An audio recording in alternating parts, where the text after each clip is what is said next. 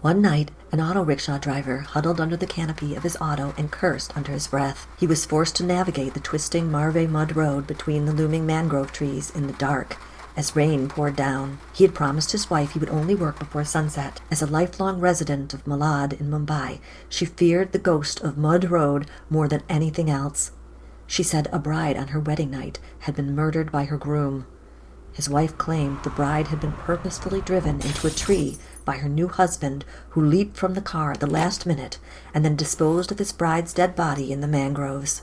Now she wandered the road, causing fatal accidents. It had been easy to brush off the story in the light of day, but now, as his headlights barely pierced through the gloom, he swore he could hear the chiming of anklets over the roar of his engine. The sound ebbed and flowed, becoming softer and then louder in turns. He swallowed, telling himself the shiver down his spine was a stray raindrop, but though the sound continued to fade and then grow stronger, the quieter parts weren't quite as quiet as before, and the louder parts grew too. Whatever it was getting closer.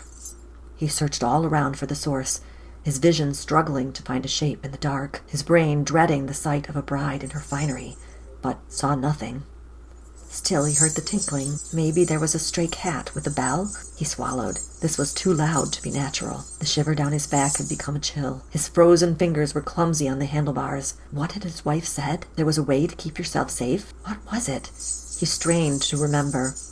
The sound grew louder, had stopped playing hide-and-seek with his ears. Now he could pinpoint the source. He looked left. His headlights caught a shape at the side of the road. His heart beat wildly. His auto wobbled as he slowed, and his hands grew increasingly less steady. He didn't want to look at the shadow ahead. He refused. But it could be a person needing help. As he drew closer, his eyes found small feet in delicate sandals. His gaze floated up almost unwillingly, catching the red of the figure's sari.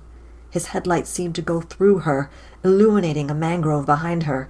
This was no person. Just as he was about to look into her face, he remembered his wife's warning. Never, she said, never look into the bride's eyes. Quickly he wrenched his gaze away, jerking the handlebars and swerving away. The road was slick. The auto slid and came to rest inches from a tree. He swept the road, looking for the bride, but she was gone. He struggled to breathe, realizing to his shock that he had been drifting toward her. Another few seconds, and he would have hit the tree behind her. Minutes stretched out as he caught his breath, hardly able to believe what he had seen. How close he had come to a possibly fatal accident. Until at last he was off the island and safe at home with a story to tell.